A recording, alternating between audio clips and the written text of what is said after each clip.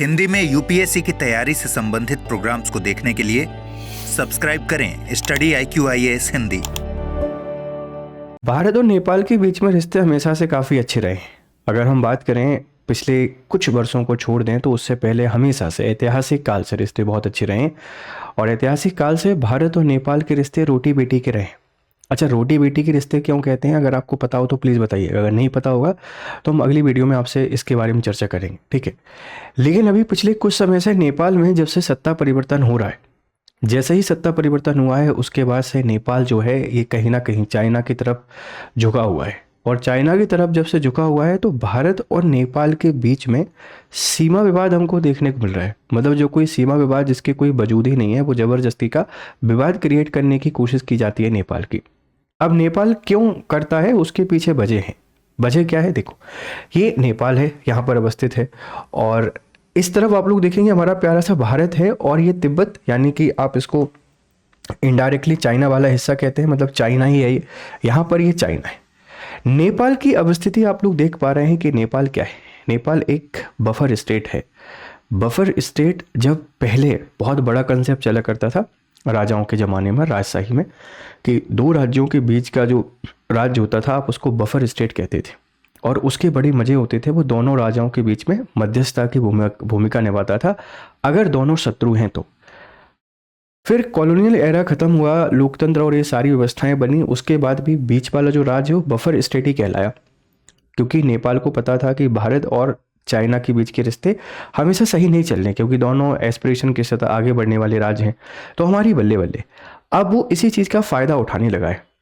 उसको लगता है चाइना की तरफ चला जाऊं तो मेरा ज़्यादा फ़ायदा है, तो भारत को वो इशू क्रिएट करने लगता है ताकि भारत मुझे ज़्यादा सपोर्ट करे, ज़्यादा फैसिलिटी हमको प्रोवाइड कराए। और इन दोनों के बीच में नेपाल पिसा हुआ है। अब नेपाल को एक बात समझ में नहीं आ रहा कि भारत के साथ रिश्ते बेहतर बनाए रखने से आपका लॉस कुछ भी नहीं है, क्योंकि हम तो वसुधैव कुटुंबकम की नीति पे काम करते हैं, दूसरों के राज्यों पर या क्षेत्र पर कभी हमारा विस्तार नहीं करते हैं और शांति और सौहार्द के साथ रहने वाला राज्य है भारत। लेकिन चाइना की जब भी बात करते हैं तो चाइना अपनी विस्तारवादी नीति के लिए जाना जाता है। चाहे आप तिब्बत को देख लीजिए, ताइवान को देख लीजिए, हर जगह वो अपना कब्जा करता ही रहता है। श्रीलंका गया तो श्रीलंका को परेशान कर दिया, पाकिस्तान गया तो पाकिस्तान को परेशान कर दिया। ये नेपाल को कहाँ से छोड़ेगा? और ये नेपाल एक बात नहीं समझ पा रहा है, भाई तुम्हारा सारा का सारा जो ट्रेड है वो सारा का सारा व्यापार भारत पे डिपेंड करता है। अब चाइना से रिश्ते बेहतर करके क्या ही कर लोगे? चाइना के थ्रू आपका व्यापार तो हो नहीं पाएगा किसी भी समय से।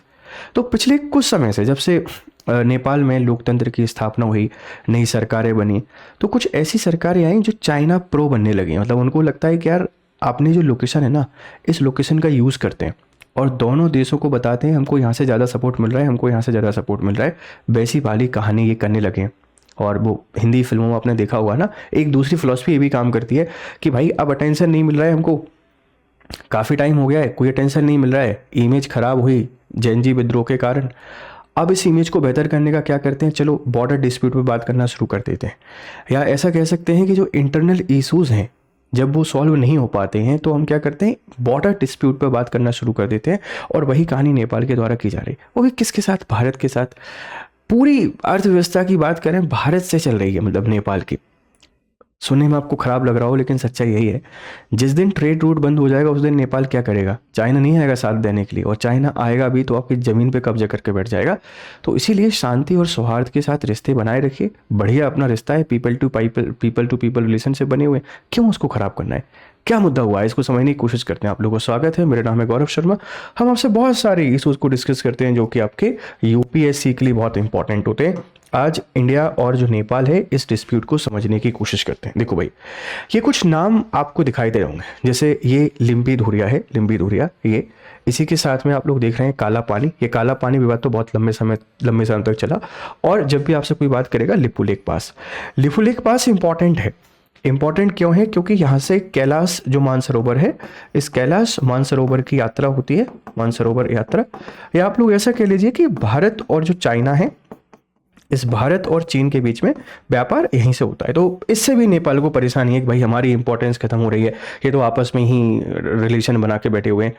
अब जो लिम्पी धुरिया है ना, ये क्या है, क्योंकि इसके आसपास से एक नदी निकलती है जिसको आप लोग काली नदी के नाम से जानते हैं, काली नदी। इस नदी का ओरिजिन होता है।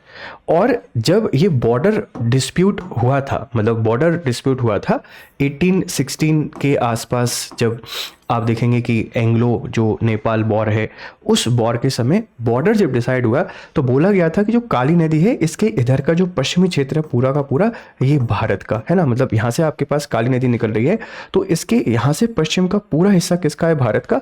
और इसके पूर्वी जो भाग है, ये पूर्वी भाग ये किसका है, नेपाल का। अब ये संधि 1816 की है और उसके बाद से ऐसा कोई भी बॉर्डर अग्रीमेंट नहीं हुआ है भारत और नेपाल के बीच में जिससे ये डिसाइड हो कि ये सीमा ये किसके हिस्से में आते हैं। हालांकि 1997 के आसपास एक समिति बनी थी, उस समिति ने 98% जो बॉर्डर डिस्प्यूट है उनको सॉल्व कर लिया था। लेकिन ये जो लिम्पी धुरिया है और काला पानी है, ये वाले मुद्दे फिर भी सॉल्व नहीं हो पाए थे, क्योंकि 1816 की जो ट्रीटी थी, यही ट्रीटी 1947 के बाद कंटिन्यू हुई। भारत आज़ाद हुआ और आज़ादी के बाद नेपाल ने कोई आपत्ति दर्ज नहीं कराई।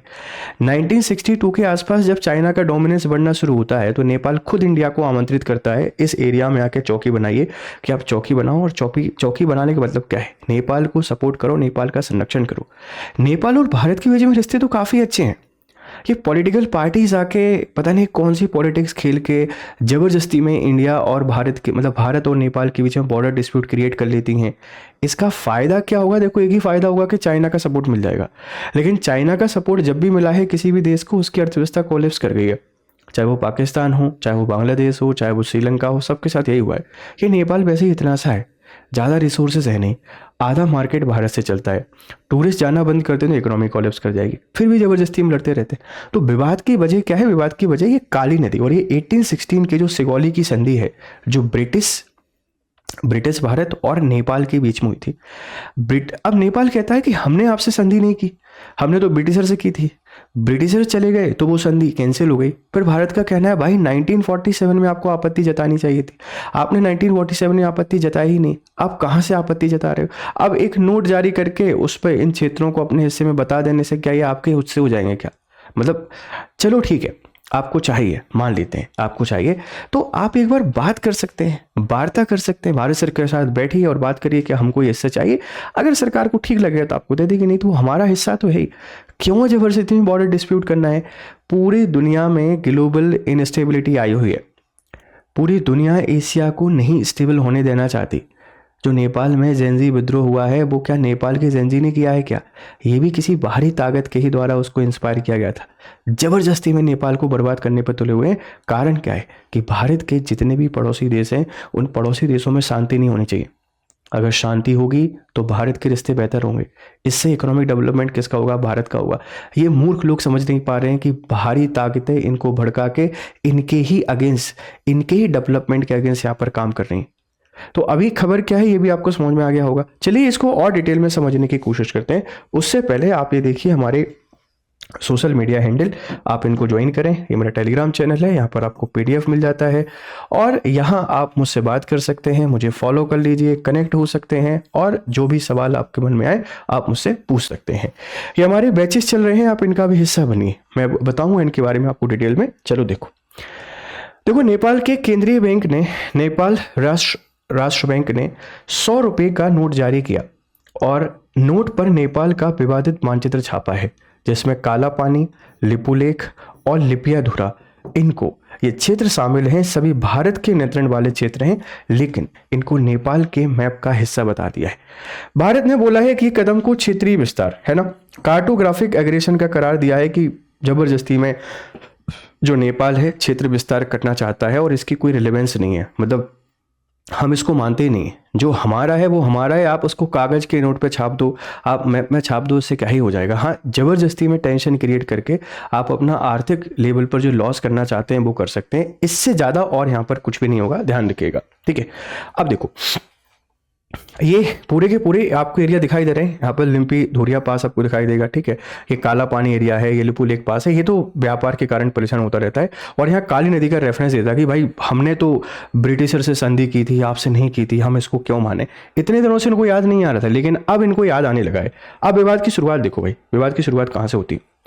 एंग्लो गोरखा युद्ध 1814 से लेकर 1816 के बीच में नेपाल का गोरखा साम्राज्य तराई और कुमाऊं गढ़वाल तक फैल गया था। ईस्ट इंडिया कंपनी के साथ संघर्ष, बड़ा युद्ध हुआ और एक संधि होती है, आप इसको सुगौली की संधि कहते हैं, और ये 2 दिसंबर 1815 को, अनुमोदन इसका हुआ 1816 में, मतलब 2 दिसंबर 1815 की संधि है और ये प्रभावी होती है 1816 से। नेपाल और ईस्ट इंडिया कंपनी के बीच हुई, ना कि भारत और नेपाल के बीच, ऐसा कहना है नेपाल सरकार का। नेपाल कहता है भैया हमारी आपसे नहीं हुई, हमने ईस्ट इंडिया कंपनी से की थी। भारत कहता है भाई ईस्ट इंडिया कंपनी कहाँ पर रूल कर रही थी, भारत में ही कर रही थी ना, भारत के संसाधनों को तो लूट रहे थे, तो संधि की किससे, भारत से की। आपको परेशानी थी तो आज़ादी के बाद आपको आपत्ति दिखानी चाहिए थी, आपने उस टाइम तो नहीं दिखाई, अब जबरदस्ती में ही आपत्ति दिखाने लगे हुए हैं। सुगौली संधि के मुख्य बिंदु क्या है, काली नदी भारत नेपाल की पश्चिमी सीमा मानी गई। जो काली नदी है ये भारत और नेपाल की पश्चिमी सीमा मानी गई। काली नदी के पूर्व का क्षेत्र नेपाल का और पश्चिम का क्षेत्र भारत का। मतलब ऐसा समझो जैसे ये काली नदी है ना, यहाँ से निकल रही है लिम्पी धुरिया से, ये लिम्पी धुरिया। अब लिम्पी धुरिया के इधर का जो क्षेत्र है ये नेपाल है, ये नेपाल है, और इधर का जो क्षेत्र है ये पूरा भारत है। तो यहाँ पे लिम्पी धुरिया आता है, इसी में काला पानी आता है, इसी में लिपुलेख आता है। अब जब भाई आपने 1816 में ट्रीटी साइन की है, उसको माना है, तो वो हिस्सा किसका होगा, भारत का ही होगा ना। ब्रिटिशर शासन कहाँ कर रहे थे, भारत में ही कर रहे थे, तो संधि किसके साथ हुई, भारत के साथ ही हुई। नेपाल ने कुमाऊं गढ़वाल और तराई के कुछ भाग ब्रिटिशर्स को सौंप दिए। संधि के साथ में जो पूरा का पूरा हिस्सा था, कुमाऊं का, गढ़वाल का, तराई वाला, ये ब्रिटिशर्स को सौंप दिए। संधि पर कंपनी की ओर से किसने, लेफ्टिनेंट कर्नल जॉर्ज रामसे ने साइन किए थे, और नेपाल की ओर से साइन किया महाराजा जंग बहादुर राणा।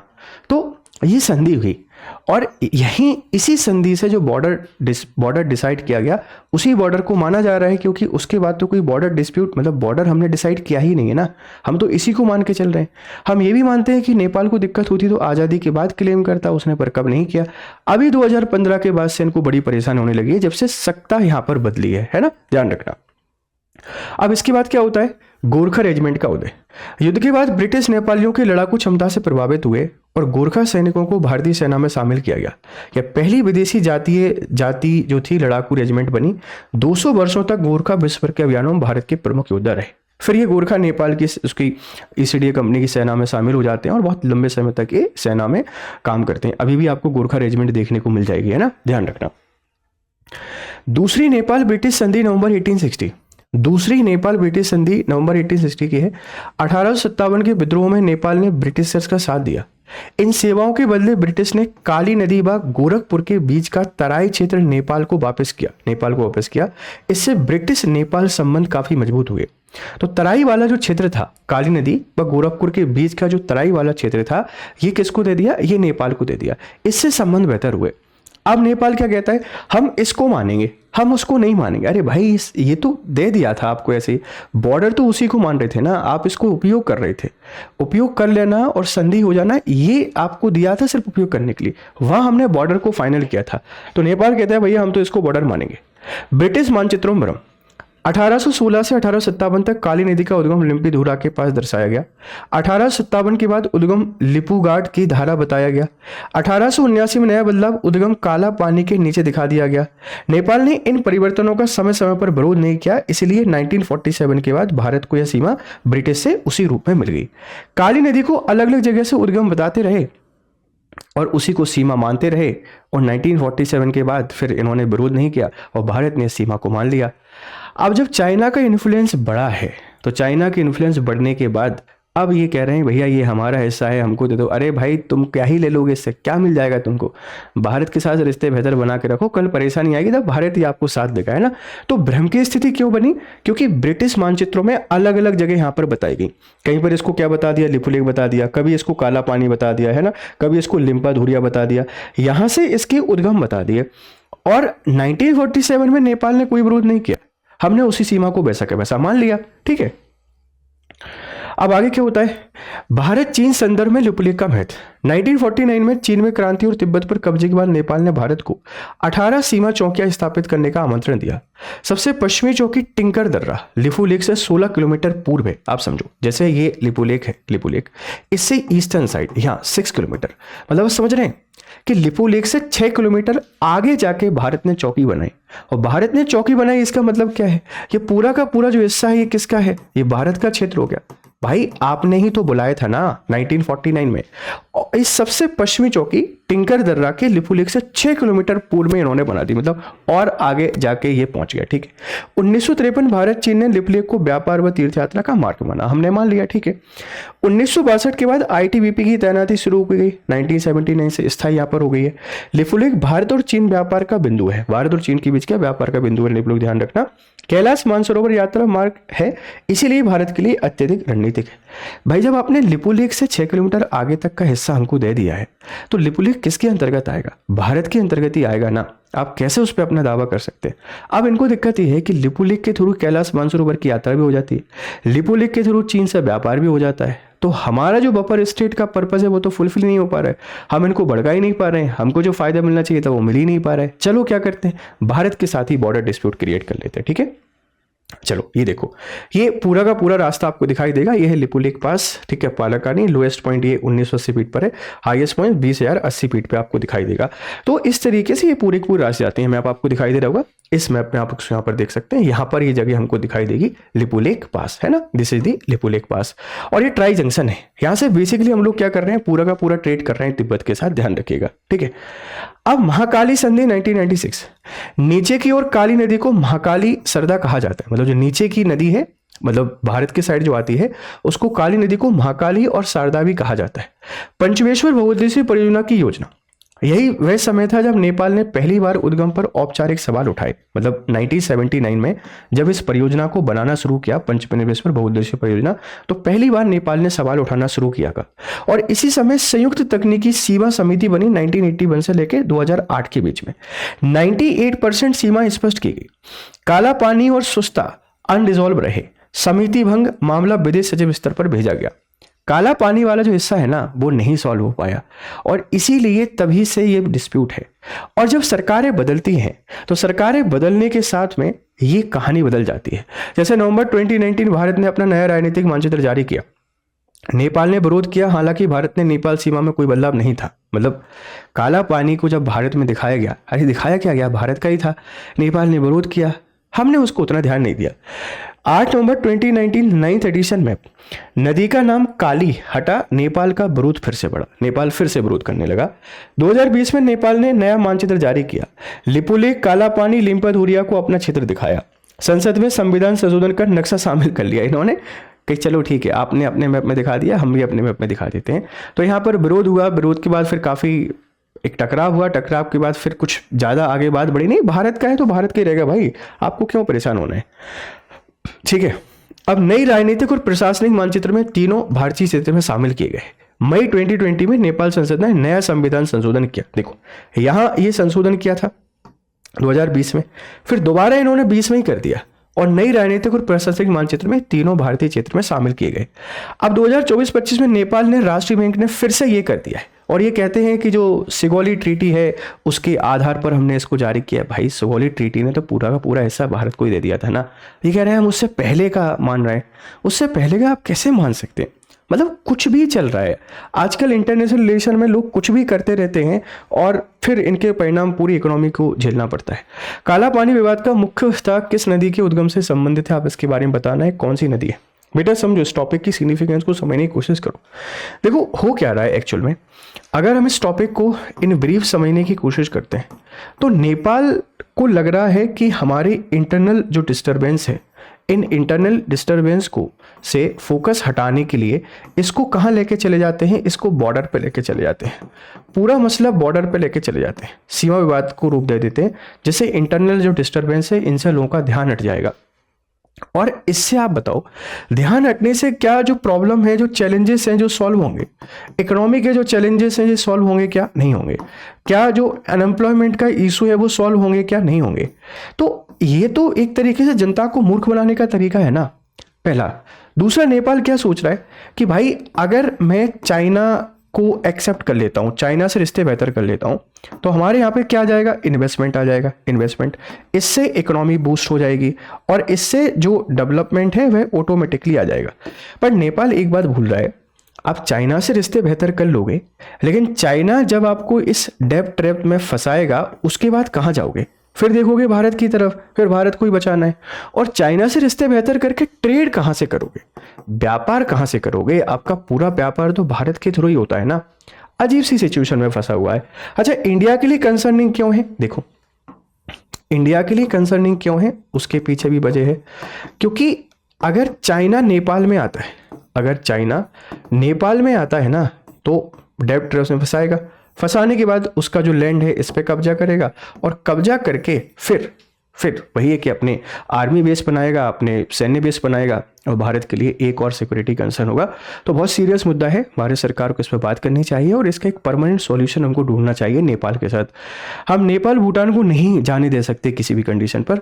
यहाँ सीरियस टॉक एक बार हमको करना चाहिए, जो कि बहुत ज़रूरी है, और नेपाल को भी थोड़ा सा समझना चाहिए कि ये सही नहीं है। आप शांति के साथ विकास पे बात करिए, भारत हमेशा आपके लिए तैयार है। उम्मीद है ये इन्फॉर्मेशन आपको पसंद आई होगी। अगर आपको पसंद आई है तो आपके वैल्यूएबल फीडबैक हमको जरूर दें, और इसको अपने दोस्तों के साथ शेयर जरूर करें। जाते जाते आपके लिए जो उपहार है, उपहार क्या है देखो, ये हमारे बैचेस हैं 2026 प्रीलिम्स के लिए। जो सेल है ना, ये एंड हो रही है कब 30 नवंबर को। आप इसमें एनरोल कीजिए 2026 की प्रिपरेशन को बेहतर बनाने के लिए। यूपीएससी 2027 के लिए फाउंडेशन कोर्स है, फाउंडेशन कोर्स आप इसमें एनरोल कीजिए। 30 नवंबर को सेल एंड हो रही है और कोर्स आज ही स्टार्ट हो रहा है, और 2020 वाला कोर्स भी आज ही स्टार्ट हो रहा है। आप इन कोर्सेज में एनरोल करें और आपकी प्रिपरेशन को बेहतर करें स्टडी IQ के साथ। चलिए फिर मिलते हैं क्लासेज में, तब तक खुश रहें, मस्त रहें। Have nice day, good day to all. Hindi में यूपीएससी की तैयारी से संबंधित प्रोग्राम्स को देखने के लिए सब्सक्राइब करें स्टडी IQ IAS हिंदी।